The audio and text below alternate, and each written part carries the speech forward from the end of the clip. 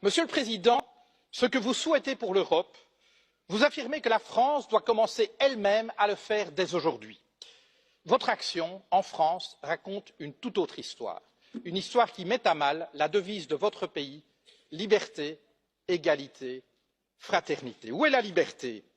Lorsque vos citoyens peuvent être surveillés, assignés à résidence et perquisitionnés sur de simples soupçons de la police. Où est la liberté lorsque des policiers armés débarquent au petit matin pour arrêter un groupe de jeunes dont le seul tort serait d'avoir occupé pacifiquement un chantier? Ma fille en était. Elle fut emmenée devant son fils de 2 ans, loin de chez elle, pour subir pendant toute une journée un interrogatoire. Dans votre France, l'état de droit garant de nos libertés s'éloigne jour après jour. Liberté, égalité. Où est-elle l'égalité lorsque vous imposez toujours plus de précarité aux travailleurs alors qu'en même temps, vous faites des cadeaux fiscaux aux plus riches, ceux que vous aimez appeler les premiers de cordée?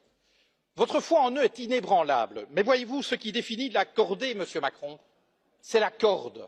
C'est elle qui permet d'adapter la vitesse du premier de cordée aux besoins du groupe. C'est elle aussi qui empêche les derniers de cordée de tomber au ravin. Mais dans nos sociétés, Monsieur le Président, cette corde n'existe plus. Les riches s'enrichissent, les classes moyennes stagnent et se précarisent, et les plus fragiles sont abandonnés à leur sort.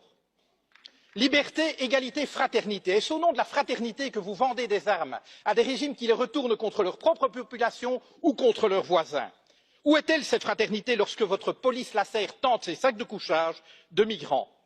Procédures expéditives, recours non suspensifs, détentions administratives, voilà les ingrédients de votre projet de loi sur l'asile et l'immigration. Contenir et refouler plutôt qu'accueillir des êtres humains en exode forcé.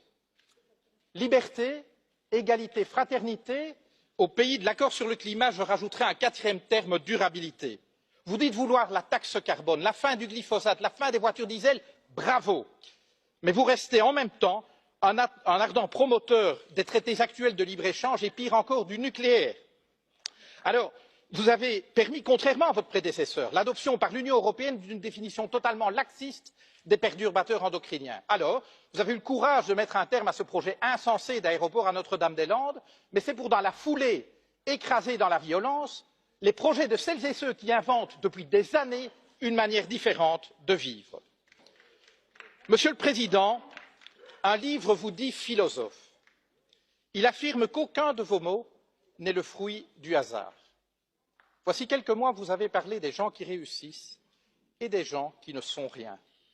Vous n'avez pas dit des gens qui ne font rien ou des gens qui n'ont rien. Vous avez parlé des gens qui ne sont rien. Voyez-vous, pour nous, le projet européen consiste précisément à faire en sorte que plus jamais, en aucun endroit de ce continent, aucune femme, aucun homme ne puisse être considéré comme rien ou se penser comme rien. Car considérer des êtres humains comme rien, c'est permettre de leur faire subir n'importe quoi, et cela, nous ne l'accepterons jamais.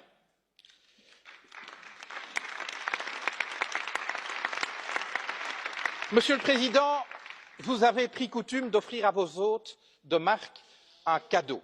Permettez-moi de faire de même. Je vous offre cette corde d'escalade, symbole de la cordée à laquelle vous semblez tenir. Je vous dirai ceci: chaque fois que vous ferez avancer la cause de la liberté, de l'égalité et de la fraternité en Europe, chaque fois que vous agirez pour une Europe plus juste, plus durable et plus démocratique, nous serons à vos côtés. À défaut, vous nous trouverez sur votre route. Je vous remercie.